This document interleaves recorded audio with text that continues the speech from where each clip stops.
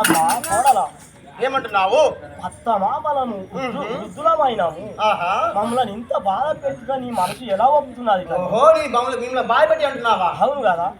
ఏం బాధ పెట్టిన నిన్ను? ఏం బాధ పెట్టి నిన్ను? దొంగముంటా వినుండి. చెప్పు రాసి పనులన్నీ ఒప్పుగా చేయుడి.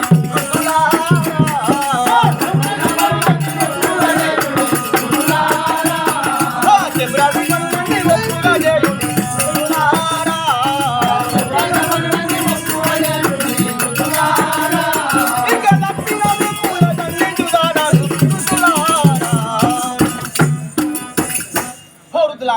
అమ్మా, ఒక గ్రామ సర్పంచ్ దగ్గర ఒక చెప్పరాసి ఏ విధముగా పనులు చేస్తాడో ఆ విధముగా ఇంటి లోపల మేము ఇప్పుడు రాజ్య పట్టాభిషేకం కట్టినావు కదా. నా భర్త రాజు, నేను రాణిని. ఇప్పుడు మీరు దాసి వలె మా ఇంటి లోపల ఇల్లు అన్ని పని శుద్ధి చేయవలను. అన్ని పనులు చక్కగా చేయము, లేకుంటే ఉండు, లేకుంటే వెళ్ళిపోయి. తల్లి ఒక్క మాట, నువ్వు బాగా కోపం మీద ఉన్నావు. పెద్దగా చెప్తా ఇనుము. ఏమిటి? నిన్ను మా కోడలుగా చేసుకొచ్చుకున్నాం. నీ కోడలుగా చేసుకొచ్చుకున్నాం కదా. అవును. అప్పుడు నేనే రాజుడు కదా. అవును. మీ అత్తమ్మనే రాని కదా. అవును. నీకేమన్నా పని చెప్పామా? లేదు. ఇప్పుడు నువ్వు రాయనంత మాత్రాన మాకు పని ఎందుకు చెప్తున్నావు తల్లి? ఓహో, మనకు పని వాళ్ళు ఉన్నారు కదా.